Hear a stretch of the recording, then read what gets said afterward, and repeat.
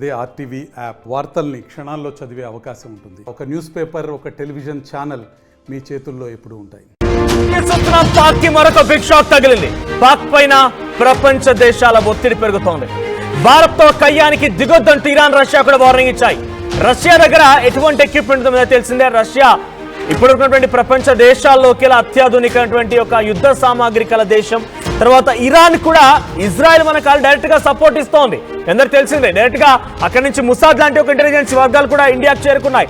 ఈ సిచ్యువేషన్ లో ఇజ్రాయెల్ కి ఇరాన్ మధ్య పడడం లేదు. అయినా కూడా ఇరాన్ టెర్రరిజాన్ని అంతమొందించాలనే లక్ష్యంతో భారత్ ముందుకెళ్తోంది. కాబట్టి టెర్రరిజాన్ని అంతమొందించాల్సిందని చెప్పి పాకిస్తాన్ కి వ్యతిరేకంగా మనకు మద్దతు కూడా నిలబడుతున్న పరిస్థితి కనబడుతోంది. ఇక భారత్ తో కయ్యానికి దిగొద్దంటూ పాకిస్తాన్ కి వార్నింగ్ ఇచ్చింది ఇరాన్ కూడా. ఇక పాక్ లో ఇరాన్ విదేశాంగ మంత్రి అబ్బాస్ అగర్చి పర్యటించారు. పాక్ అధ్యక్షుడు ప్రధాని విదేశాంగ మంత్రితో భేటీ అయ్యారు. ద్వైపాక్షిక సంబంధాలపైన భారత్ తో చర్చించాలని అబ్బాస్ అగర్చి సూచించినట్టు తెలుస్తోంది. పాక్ విదేశాంగ మంత్రి ఇషాక్ దార్ ను రష్యా విదేశాంగ మంత్రి లావ్రోవ్ ఫోన్ లో మాట్లాడారు. భారత్ తో చర్చలకు సహకారం అందిస్తామని చెప్పి రష్యా విదేశాంగ మంత్రి కూడా మాట్లాడుకొచ్చారు. ఇక్కడ ఇండియా భారత్ మధ్య వార్, ఇండియాకు సంబంధించి ఇండియా పాకిస్తాన్ మధ్య వారే గనక జరిగితే పాకిస్తాన్ నేలమట్టబడం ఖాయం. ఇప్పుడు ప్రపంచ దేశాల యొక్క లక్ష్యం కూడా అదే, టెర్రరిజాన్ని అంతమొందించాలని చెప్పి. టెర్రరిజానికి నీరు పోసేది, అక్కడ పెంచేది, టెర్రరిజాన్ని పోషించేది, టెర్రరిజాన్ని ఇతర దేశాల వైపుగా మళ్లించి అక్కడ దాడులు చేపించేది కూడా ఇదే పాకిస్తాన్ అనేది భారత్ ప్రపంచ దేశాల్లో ముందు మొత్తం కూడా స్పష్టం చేసింది. అన్ని ఆధారాలను సమకూర్చింది. ఇప్పుడు ఈ నేపథ్యంలోనే పాకిస్తాన్ ని అందరూ కూడా టెర్రర్ కంట్రీగా చూస్తున్నారు. పాకిస్తాన్ ని ఎవరు కూడా సహించడం లేదు. పాకిస్తాన్ ని మీరు గనక భారత్ తో యుద్ధానికి వెళ్లాల్సి వస్తే, ఏకంగా డొనాల్డ్ ట్రంప్ చెప్పుకొచ్చినదే, నేను పాకిస్తాన్కి ఇండియాకి సమాంతర దూరంలోనే ఉన్నానని చెప్పుకొచ్చారు. కానీ పాకిస్తాన్ గనక ఇండియా పైన దాడి చేసే అవకాశం గనక ఉంటే నేను డెఫినెట్ గా ఇండియా వైపు నిలబడతాను, ఇండియా వైపు నిలబడి పాకిస్తాన్ అంత చూస్తానని చెప్పుకొచ్చారు. రష్యా ఇప్పుడు అదే చెప్తోంది, ఇరాన్ అదే చెప్తోంది, ఇజ్రాయెల్ అదే చెప్తోంది. ఇలా ప్రపంచ దేశాల్లోకి వెళ్ళి 68 దేశాలు సుమారుగా భారత్కి మద్దతుగా ఉంటే పాకిస్తాన్ ఒంటరైపోయింది. పాకిస్తాన్ కనీసం పాపం అనే వాళ్ళు కూడా లేరు. కానీ పాకిస్తాన్ ఏం ప్రొజెక్ట్ చేస్తుందో తెలుసా? ప్రపంచ దేశాలలో కూడా భారతే కావాలని పాకిస్తాన్ పై ఏదో దాడి చేస్తున్నట్టు, నిరాధారమైనటువంటి ఆరోపణల నేపథ్యంలో పాకిస్తాన్ని మనం కావాలనే దాడులు చేస్తున్నట్టు, పాకిస్తాన్ని కావాలని ఇబ్బందులు పెడుతున్నట్టుగా ప్రొజెక్ట్ చేసే ప్రయత్నమే చేస్తోంది. మొసలి కన్నీరు కారుస్తూ అయ్యో బాబోయ్ మమ్మల్ని భారత్ దాడి చేస్తోంది, భారత్ మమ్మల్ని చంపేస్తున్నట్టుగా యుఎన్లో కూడా చెప్పుకొచ్చారు. కానీ ఇవేవి కూడా ప్రపంచ దేశాలు నమ్మడం లేదు, యుఎన్ అంతకంటే మించి నమ్మడం లేదు. యుఎన్ కూడా చాలా క్లియర్గా చెప్పుకొచ్చింది.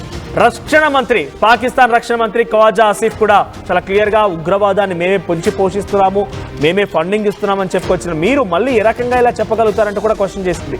ఈరోజు మరోసారి యుఎన్ఎస్సీ భేటీ జరుగుతోంది, యునైటెడ్ నేషన్స్ సెక్యూరిటీ కౌన్సిల్ భేటీ జరుగుతోంది. ఇండో పాక్ వార్ మధ్యకు సంబంధించి సమన్వయం కుదిర్చడం కోసం, పాకిస్తాన్ని శిక్షించడం కోసం ఈ రోజు ఈ భేటీ జరుగుతోంది. మరి ఈ భేటీలో ఏం జరుగుతుందో చూడాల్సిన అవసరం అయితే ఉంది. పైపెచ్చు ఈరోజు అటు పాకిస్తాన్ విదేశాంగ మంత్రితో రష్యా విదేశాంగ మంత్రి మాట్లాడడం, ఆ తర్వాత ఇరాన్కి సంబంధించిన విదేశాంగ మంత్రి మాట్లాడడం, ఇద్దరు కూడా మాట్లాడి మీరు భారత్తో సంయమనం కుదుర్చుకోండి, భారత్కు సంబంధించి ఇంకోసారి దాడి చేయమని క్షమాపణ కోరండి, భారత్తో ఎట్టి పరిస్థితుల్లో మీకు యుద్ధం తగదు, మేమంతా భారత్ వెంటే ఉంటామంటూ చాలా స్పష్టంగా అక్కడ కూడా చెప్పుకొచ్చారు. సో ఇప్పుడు మీకు అర్థమైంది కదా, అక్కడ పాకిస్తాన్ నుంచి కారు కూతలు, పిచ్చి కూతలు కూసేటువంటి ప్రజాప్రతినిధుల యొక్క మాటలు దేనికి సంకేతాలు? కేవలం సింపతి గెయిన్ చేయడం కోసం మాత్రమే వారంతా ప్రయత్నం చేస్తున్నారు. భారత్ వైపుగా అన్ని దేశాలు నిలబడుతుంటే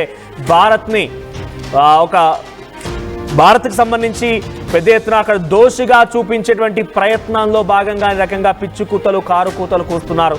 ఏది పడితే అది మాట్లాడుతున్నారు. కానీ ఎవరు కూడా నమ్మడం లేదు, ఆ మాటలు ఎవరు కూడా సహించడం లేదు. ఇన్ఫాక్ట్ బయట వరకు ఎందుకు, పాకిస్తాన్లో కూడా అంత యుద్ధం కొనసాగుతుంది కదా, పాకిస్తాన్ ప్రజలే కనీసం వారి మాటలు అంగీకరించలేదు. దీనికి సంబంధించి మధు అందుబాటులో ఉన్నారు. మధు, ఇరాన్, రష్యా రెండు దేశాల విదేశాంగ మంత్రులటు పాకిస్తాన్ విదేశాంగ మంత్రితో మాట్లాడుతూ మేము భారత్ వైపుగానే ఉన్నాం, మీరు చర్చలకి అవసరమైతే మేము భారత్తో మాట్లాడి ఒప్పిస్తాం, మీరు వారికి క్షమాపణ చెప్పండి, మీరు వారికి లొంగిపోనట్టుగానే వారిద్దరి నుంచి కూడా స్పష్టమైన సంకేతం వచ్చినట్టు తెలుస్తోంది. ఎలా చూడాలి, ఎలా ఉండబోతోంది? పాకిస్తాన్ నిజంగానే కనుక చర్చలకు సిద్ధమనంటే భారత్ అంగీకరించే అవకాశం ఉందంటారా? రైట్, పెద్ద ఎత్తున పాకిస్తాన్కి సంబంధించి చర్చలు కొనసాగుతున్నాయి. పాకిస్తాన్ భారత్తో పెట్టుకుంటే డెఫినెట్గా ఓటమి చూడడం ఖాయం. పూర్తిగా ముక్కలవ్వడం ఖాయం. ప్రపంచ మ్యాప్లో పాకిస్తాన్ లేకుండా ఉండడం ఖాయం. కాబట్టే ఇటువంటి కనుక జరిగితే డెఫినెట్గా కొంత ప్రపంచవ్యాప్తంగా కొన్ని ప్రభావాలు చూపించే అవకాశం ఉంది. దేశ విదేశాల్లో కూడా దీని ఎఫెక్ట్ చూపిస్తుంది. కాబట్టి ఈ నేపథ్యంలో కొంత చర్చలకి మేము భారత్ వైపే ఉన్నాం. చాలా క్లియర్గా వాళ్ళంతా చెప్తున్నది ఒకటే, భారత్ వైపే ఉన్నాం. కానీ మీరు కొరివితో తలగొక్కున్నట్టుగా అక్కడ మీరు వెళ్ళి భారత్తో పెట్టుకోకండి. భారత్ కనుక యుద్ధానికి దిగితే పాకిస్తాన్ పూర్తిగా ముక్కలవుతోంది. కాబట్టి పాకిస్తాన్ మేము మద్దతుగా, పాకిస్తాన్కి మేము మధ్యవర్తిత్వం వహిస్తాం. భారత్ దగ్గరికి వెళ్ళి క్షమాభిక్ష కోరండి, భారత్ని క్షమాపణ కోరండి, ఇటువంటి ఘటనలు ఇంకోసారి జరగకుండా చూసుకుంటామని చెప్పండి. భారత్తో ఆ మధ్యవర్తిత్వానికి మేము ముందుగా ఉంటామని చెప్పి అటు ఇరాన్కి సంబంధించినటువంటి విదేశాంగ మంత్రి అబ్బాసీ అగార్చి అంటున్నారు. పాక్ తో విదేశాంగ మంత్రి ఇషాక్ దార్తో రష్యా విదేశాంగ మంత్రి కూడా చెప్తున్నారు.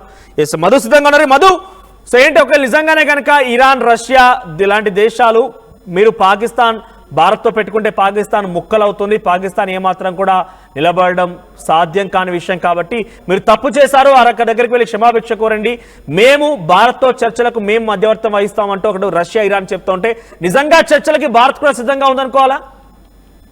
అంటే ఆ పాకిస్తాన్ వైఖరి అట్లా ఏం కనపడట్లేదు. ఎందుకంటే పాకిస్తాన్ కి సంబంధించిన విదేశాంగ శాఖ మంత్రి నిన్న ఇచ్చినటువంటి స్టేట్మెంట్, పాకిస్తాన్ మంత్రులు మాట్లాడుతున్న స్టేట్మెంట్స్ చాలా విరుద్ధంగా ఉన్నాయి. ఒకవైపు ఏమో మా పైన యుద్ధం చేయొద్దు భారత్, మాకు సంబంధం లేదు అని చెప్పి తప్పించుకునే ప్రయత్నం చేస్తూనే ఒకవైపు కవింపు చర్యలకు పాల్పడతా ఉంది. కానీ ఇతర దేశాల నుంచి పాకిస్తాన్ పైన ఒత్తిడి పెరుగుతా ఉంది. ఇలాంటి కవింపు చర్యలకు పోతూ కావాలని రెచ్చగొట్టి వ్యాఖ్యలు చేయొద్దు, కయానికి కాలు దువ్వొద్దు అనేటువంటిది ఇరాన్ గానీ రష్యా గానీ వార్నింగ్ ఇచ్చే ప్రయత్నం చేస్తా ఉన్నాయి. ఎందుకంటే ఆల్రెడీ రష్యా ఉక్రెయిన్ యుద్ధం కారణంగా ఎంత నష్టపోయాయో రెండు దేశాలకు తెలుసు. అటు ఉక్రెయిన్ గానీ రష్యా గానీ.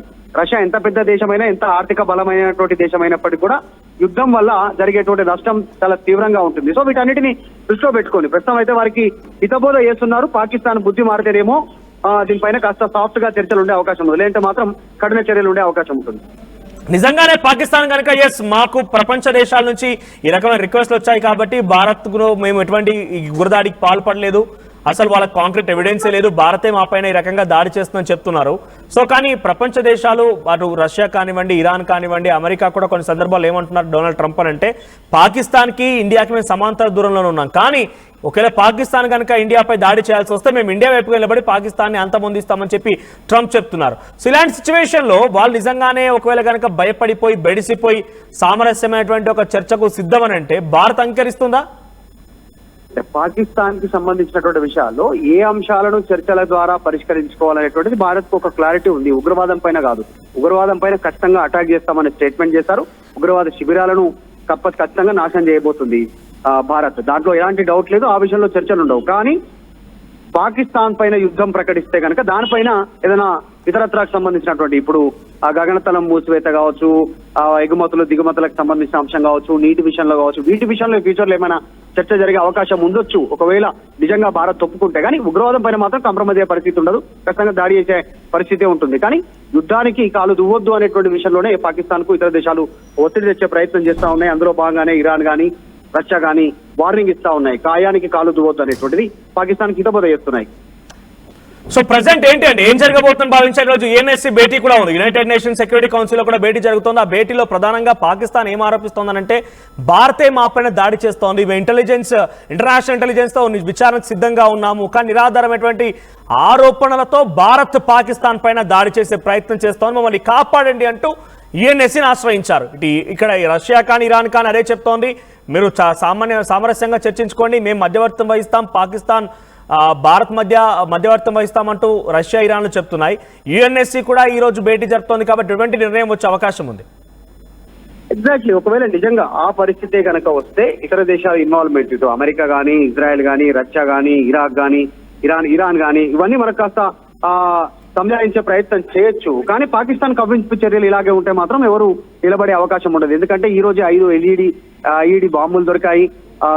పాకిస్తాన్ లో సంబంధించినటువంటి ఉగ్రవాదులు గతంలో పాల్గొని ట్రైనింగ్ క్యాంప్ అయి భారత్ లో ఇలాంటి కార్యక్రమాలకు ఉగ్రకారకులకు కాలుబడి ప్రస్తుతం జైల్లో ఉన్నటువంటి వారి సిచ్యువేషన్ ఏదవుతుందో వారి పైన జైలు పైన దాడి చేసి విడిపించుకోవాలనే కుట్ర, ఇలాంటివి ఇంకా కొన్ని చేస్తా ఉన్నారు. ఇంకా కొంతమంది ఇన్ఫార్మర్లు ఇక్కడ భారత్ లో ఉండి భారత్ సైనికులకు సంబంధించిన ఇన్ఫర్మేషన్ పాకిస్తాన్, ఇలాంటి ఉద్రిక్త పరిస్థితుల్లో భారత్ ఇప్పుడే చర్చలకు సిద్ధం కాకపోవచ్చు, చర్చలకు వినేటువంటి పరిస్థితి కూడా ఉండకపోవచ్చు. కానీ అసలు భారత్ నుంచి ఎలాంటి స్టేట్మెంట్ లేకుండా పదే పదే మాత్రం యుద్ధానికి అటు పాకిస్తాన్ కాలు దూవుతా ఉంది. బాంబులు పెట్టి పేల్చేస్తామని, నదుల్లో రక్తం పారిస్తామని, పైన నీటి ప్రాజెక్టులో పైన పెద్ద ఎత్తున నిర్మాణం చేపడితే వాటిని కూల్చేస్తామని, అణుబాంబులు వేస్తామనేటువంటి మాటలు పాకిస్తానే చేస్తాం. ఇంతవరకు భారత్ నుంచి ఎలాంటి స్టేట్మెంట్ లేదు. అలాంటిది కేవలం ఉగ్రవాదం పైన మాత్రమే భారత్ మాట్లాడుతా ఉంది. కానీ భారత్ మీద అణుబాంబులు వేస్తామని పాకిస్తాన్ మాట్లాడుతుంది. కాబట్టి వారికి హితబోధ చేస్తా ఉన్నాయి. యుద్ధానికి కాలు దువ్వొద్దు అనేటువంటిది ఫ్యూచర్ లో చర్చల అంశం ఎలా తెరపైకి వస్తుంది ఏందనేది ఫ్యూచర్ లో తేలే అవకాశం ఉంది. కానీ ప్రస్తుతానికి మాత్రం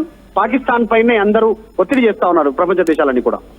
right Madhu, Pakistan is a terror country, ఏకంగా ప్రపంచ దేశాలన్నీ కూడా చెప్పుకుంటున్నమాట. మొన్న యుఎన్లో కూడా ఒక మహిళా అధికారి మాట్లాడితే చెప్పుకొచ్చారు. పాకిస్తానే అక్కడ రక్షణ మంత్రి ఖవాజా ఆసిఫ్ చెప్పుకొచ్చారు, టెర్రరిజాన్ని పెంచి పోషిస్తున్నాం మేమే అని చెప్పి అంగీకరించారు. కాబట్టి టెర్రరిజాన్ని పెంచి పోషిస్తున్నటువంటి ఆ కంట్రీ భారత్ దాడి చేస్తుందంటే ఎలా నమ్మాలంటూ కూడా తను క్వశ్చన్ చేశారు. ఇటువంటి సినారియో కొనసాగుతుంది. పాకిస్తాన్ ఏకాక అయిపోయింది. పాకిస్తాన్కి ఎటువంటి అవకాశం కూడా లేదు. పాకిస్తాన్ వైపు నుంచి అష్ట దిగ్బంధనకు గురైంది. రష్యా, ఇరాన్కి సంబంధించి విదేశాంగ మంత్రులు కూడా మాట్లాడుతూ మేము భారత్ వైపుగానే ఉన్నాం, కానీ మీకు భారత్తో గొడవ ఎంత కూడా మంచి కాదే కాదు, మీరు డెఫినెట్గా ఓడిపోతారు, మీ ప్రాణాలకే ముప్పు వచ్చే అవకాశం ఉంది, మీరు హతమైనా కూడా పెద్దగా ఆశ్చర్యపోవాల్సిన పని లేదు. కాబట్టి ఆ సామరస్యపు చర్చలకి మేము సిద్ధంగా ఉన్నాం, మేము మధ్యవర్తిత్వం వహిస్తాం, మీరు చర్చించండి, మనం సామరస్యంగా మాట్లాడదామంటూ రష్యా, ఇరాన్కి సంబంధించినటువంటి విదేశాంగ మంత్రులు అటు పాకిస్తాన్ విదేశాంగ మంత్రితో మాట్లాడి తెలుస్తోంది. కానీ పాకిస్తాన్ పెద్ద ఎత్తున ఒక అహంకారంకి పోతోంది. పాకిస్తాన్ ఒక దురహంకారంకి వెళ్తోంది. ఇది ముఖ్యంగా అక్కడ రాజకీయంగా వాళ్ళు లబ్ధి పొందేటువంటి ఆలోచనతో ఉంది. కాబట్టి పదే పదే భారత్ పైన, భారత్ సింధు జలాల పైన మాట్లాడుతూ అక్కడ ప్రజల్ని కూడగట్టుకునే ప్రయత్నం అటు ఇమ్రాన్ ఖాన్ చేస్తున్నారు, నవాజ్ షరీఫ్ చేస్తున్నారు, షహబాజ్ షరీఫ్ చేస్తున్నారు. ఇది ముఖ్యంగా యుద్ధం ఒకటే కాకుండా రాజకీయంగా కూడా వాళ్ళకి లబ్ధి జరుగుతోంది. కాబట్టి ఇష్టం వచ్చినట్టుగా మాట్లాడుతున్నారు. భారత్ ఇంకా చూస్తూ ఊరుకుంటుంది అనుకుంటే కనుక వాళ్ళ పొరపాటు. ఇప్పటికే టెర్రరిజాన్ని అంతం చేయాలంటే ఒక లక్ష్యంతో ప్రధాని మోదీ ముందుకు వెళ్తున్నారు. ఐడెంటిఫై, ట్రేస్, పనిష్, ఇవి ముఖ్యంగా ఆయన మాట్లాడిన మాటలు. సో అటువంటి నేపథ్యంలో ఎట్టి పరిస్థితుల్లో కూడా నిజంగా చర్చలకైతే భారత్ సిద్ధంగా లేరు. అది ఒకవేళ సింధు జల అగ్రిమెంట్ కోసం అయితే బహుశా చర్చించవచ్చు, ఇంకేదైనా కావచ్చు. కానీ టెర్రరిజాన్ని అంతమొందించే విషయంలో ఎవరు వచ్చినా కూడా చర్చలకు సిద్ధంగా లేదు. టెర్రరిజాన్ని అంతం చేయడమే లక్ష్యంగా ముందుకెళ్లబోతోంది భారత్. ఏదేమైనా కూడా పాకిస్తాన్ భయపడిపోయింది, పాకిస్తాన్ అల్లాడిపోతోంది, ఏం చేయాలో దిక్కుతోచని స్థితిలో తల్లు పట్టుకొని కూర్చుంది.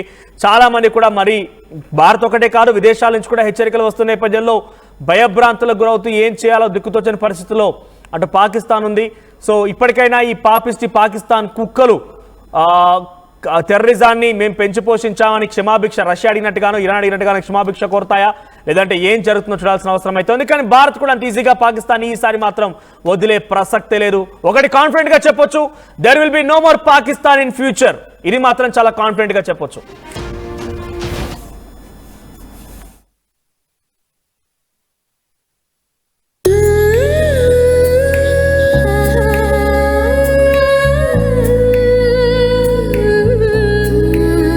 Gokulam signature jewels. మరిన్ని వీడియోస్ కోసం ఛానల్ ని సబ్స్క్రైబ్ చేయండి, లేటెస్ట్ అప్డేట్స్ కోసం వాట్సాప్ ఛానల్ ని ఫాలో చేయండి, అండ్ లింక్ డిస్క్రిప్షన్ లో ఉంది.